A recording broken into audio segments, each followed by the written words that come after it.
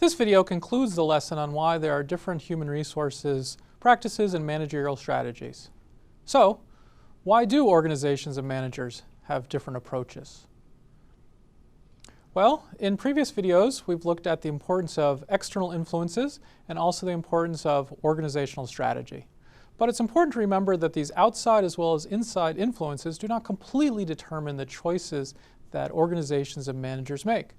Again, managers and organizations have choices. So what also determines the choices that are made?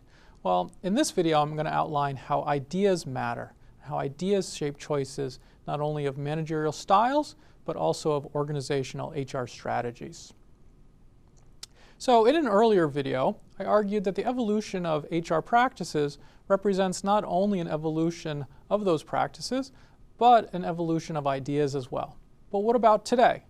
Well, my argument is the same for today, in that both managerial styles as well as HR strategies reflect ideas.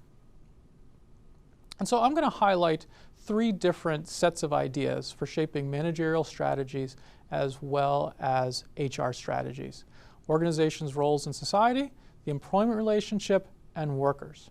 So first, thinking about a corporation's role in society. And there's really two views here that are critical. There's the shareholder value view, which is that corporations best serve society by creating shareholder value. And how do they do that? It's by providing goods and services that are valuable to customers. On the other hand, there's an alternative view which emphasizes that corporations receive privileges to serve society. For example, owners are shielded from being personally responsible for a company's debts through limited liability. And again, it's society that is granting those limited liability privileges, and so therefore corporations have an obligation to serve society and stakeholders more broadly than simply by trying to maximize shareholder value. This first view points towards instrumental HR strategies that view workers as costs or inputs, and that emphasize the importance of market competition and financial returns over the importance of workers. The second view, the stakeholder view, points more towards higher road HR strategies that see workers as key stakeholders. Now, we can see this applying to the public sector equally well, and we can have different views as to whether public sector organizations should simply be providing service to customers at the lowest cost possible, or whether public sector organizations should also be paying attention to how employees are treated. So now let's turn to the employment relationship. I'll present four different viewpoints on the employment relationship. Two of them underlie different HR strategies. Two others are more critical of HR. To do this, I'm going to present four different pieces of line art that are around 90 to 120 years old. I think these are really cool.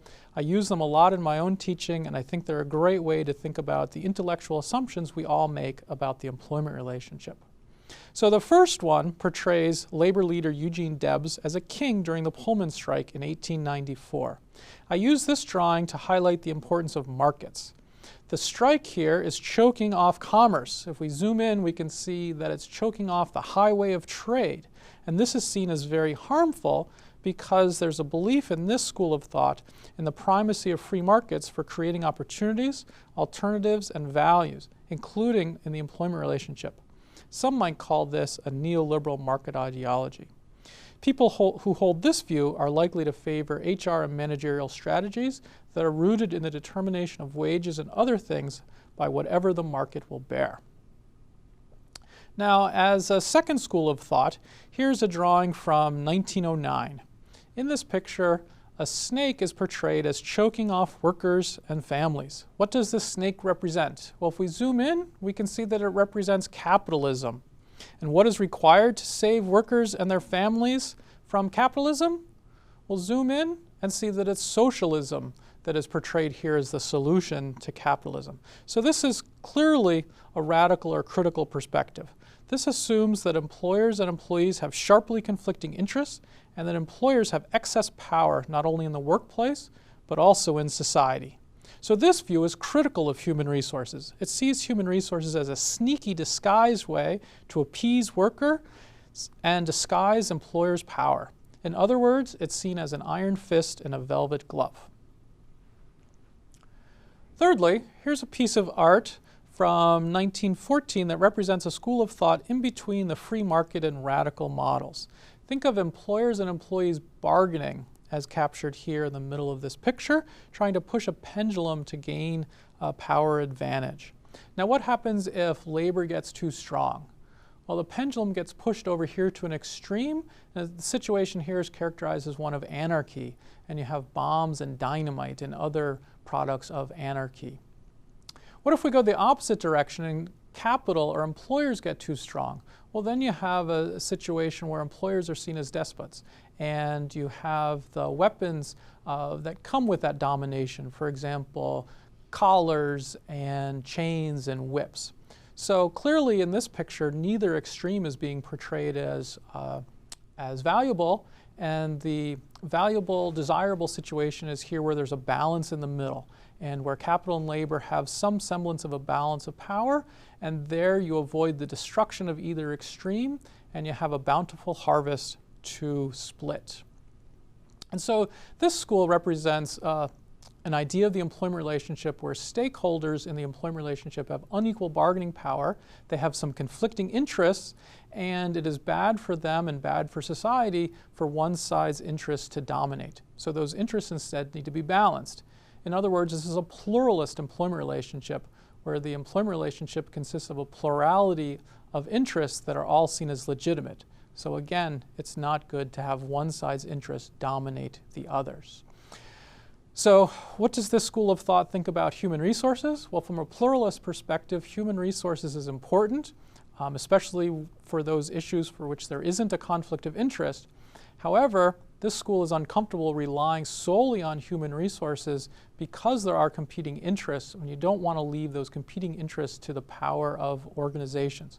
So instead, you need institutional checks and balances like laws and the labor movement. So the fourth and final view of the employment relationship that I want to highlight in this video is reflected in this piece of line art from the late 1920s called Bringing Home the Turkey. Let's zoom in on the key labels. So the father pilgrim is labeled business, the children are labeled stockholders and workers, and crucially, the gun that the father pilgrim is holding, representing business, is labeled new methods. In the late 1920s, this represented a lot of business managerial developments, but let's just focus here on human resources. So what is captured by this picture? Well, first, if we take it literally, right, stakeholders are important. In fact, they're a family. But more importantly, who's creating wealth for the family? It's not a joint initiative. It's not a market-based initiative. It's a business initiative. It's the gun representing new methods that is generating wealth. And so in terms of human resources, these are win-win human resources policies that are serving not only the organization's interests, but creating enough wealth that the stockholders and workers can share as well. So this is really an important viewpoint to underscore because it's the foundation of what I called in a previous video, high road human resources strategies.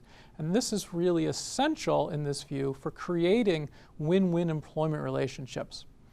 So this is called a unitarist view of the employment relationship where workers and organizations are assumed to share a number of common interests. And so it's simply a matter of managers finding the right policies to align those interests to produce win-win outcomes.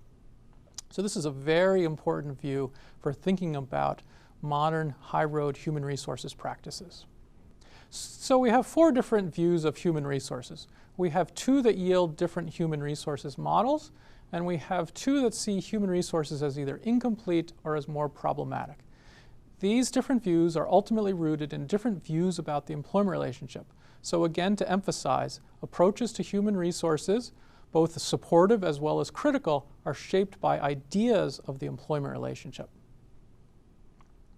So in conclusion, I've shown you how ideas about an organization's role in society, as well as beliefs and assumptions about the employment relationship, shape the choices that managers and organizations are making. But what about workers? How do they think about work? What motivates them? What rewards are they looking for from their work?